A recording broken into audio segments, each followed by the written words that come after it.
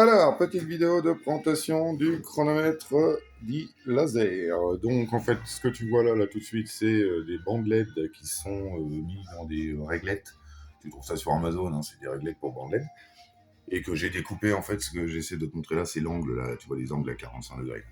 Donc, ça, je suis pas peu fier. Bon, c'était pas facile, ça donne un résultat un peu artisanal, mais bon, ma foi, ça fait le boulot pour, pendant qu'on est dans le détail technique, histoire de rien oublier sur ces fameux angles à 45 degrés. Après, je vais rentrer dans le dur, hein, t'inquiète pas. Il aurait fallu que je mette des cloisons, parce qu'en fait, ça donne cette espèce d'effet un peu baveux, là. Bon, bref, c'est pas royal, mais ce qu'il faut comprendre, c'est que c'est censé être vu de loin. Voilà, donc l'idée, tout ça, c'est que cet écran, il va être géré par... Enfin, il va être géré, non, il va être enclenché le chronomètre par le rayon laser que donc, tu vois là. Donc, ça, c'est l'émetteur, le récepteur est là-bas. La petite voiture est symbolisée ici. Et donc ce rayon laser, en fait, il va enclencher tout ce bazar. Donc en fait, il arrive ici, là, sur un premier ESP32 qui, tout simplement, va transmettre au cerveau principal qui est là, qui est également un ESP32, qui va transmettre l'information comme quoi le laser a été coupé. Et à partir du moment où, en fait, il transmet l'information, le cerveau va gérer tout le bazar, le temps autour, la gestion de l'écran et tout le reste. Ce qui est intéressant, c'est que ce soit les trois, parce que tous les trois, c'est des ESP32, hein, ils vont en fait communiquer entre eux sans fil. Alors ça paraît pas évident quand on voit ça comme ça, mais techniquement, c'est que des alimentations, là, les fils. Eux, entre eux, ils communiquent sans fil. Donc le laser envoie sans fil l'information au cerveau, le cerveau gère tout, et quand on bat le record, et ben, la petite caméra qui est là prend une photo. Tout simplement, et elle l'enregistre sur la carte SD que tu vois là, juste au bout de mon doigt, et elle peut l'envoyer aussi par mail si besoin. Le tout, donc, c'est connecté au Bluetooth, donc c'est ce que je te montre là sur le petit écran, là. Donc, en fait, ça symbolise ton téléphone, quoi. Et donc, de là, tu vas pouvoir recevoir les meilleurs temps autour, et tu vas pouvoir aussi reset le compteur. Je vais te montrer tout ça.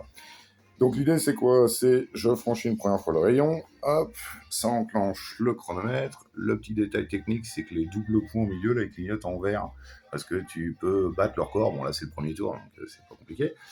Et je te donne les couleurs parce que je sais qu'à l'écran ça donne pas forcément terrible, et là les chiffres donc, sont en bleu comme tu peux le voir. Je passe devant le rayon, et donc là ça a enregistré le meilleur temps autour, et ça clignote en vert, et le décompte reprend.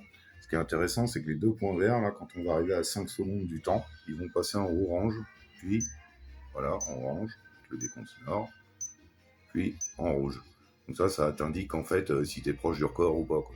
Donc là, si je passe là, hop, bah, j'ai fait 20,57, mais c'est plus que le record, donc ça marche pas. Et donc le record, il se met à jour une fois que tu l'as battu, donc là, il a pas bougé, évidemment. Je vais le battre, justement, montrer, donc tac, hop, c'est parti. Et la 14-10. Et donc, ce qui est intéressant, c'est que sur ton téléphone, tu reçois tout ça. Et donc, en fait, tu reçois donc, le restarted, là, c'est quand j'ai démarré tout à l'heure. Et puis après, il te donne. Alors, je suis désolé pour les reflets, hein, je fais ce que je peux. Là. Je sais pas si tu vois, voilà. Donc, tu vois le temps autour, 17-25 le premier, donc c'était le meilleur temps. Puis après, j'ai fait 20-57, mais le meilleur temps est resté à 17-25.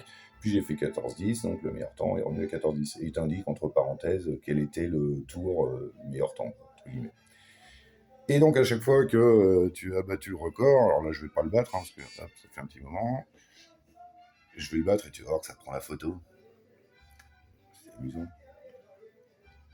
J'attends un petit peu histoire que ça enclenche pas le décompte trop tôt. Je me comprends. Hop.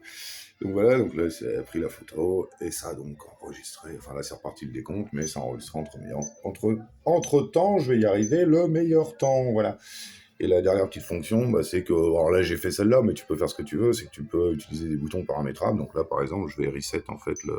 Tac, voilà. Donc là j'ai reset tout le système, et il me dit, est-ce que je suis prêt à faire la course, et rebelote, on va recouper le rayon, et tac. T'as compris le principe. Ce que j'aime dans l'affaire, il y a deux choses. C'est le premier, c'est que ça soit sans fil, ça veut dire que je peux placer le rayon laser là, je peux le placer où je veux. L'écran, le fameux afficheur, je peux le mettre, je sais, jusqu'à 800 mètres, je crois, comme ça, enfin, il y a de quoi faire.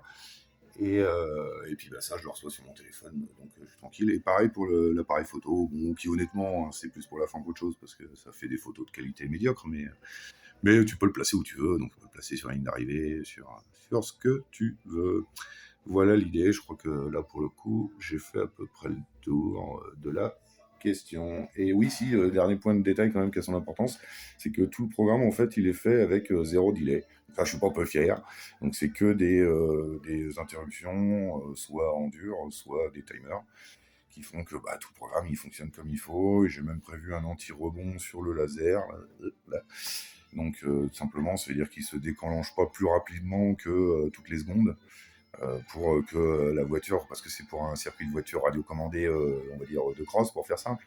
Donc la voiture, elle va arriver comme elle va arriver, quoi. Donc il va y avoir la première roue qui passe, puis la deuxième, donc ça va déclencher plusieurs fois le compteur, donc ça fonctionne pas. Donc c'est pour ça que je l'ai bloqué pour qu'il compte en fait que le premier passage, c'est-à-dire qu'il peut pas compter plus de 2 secondes.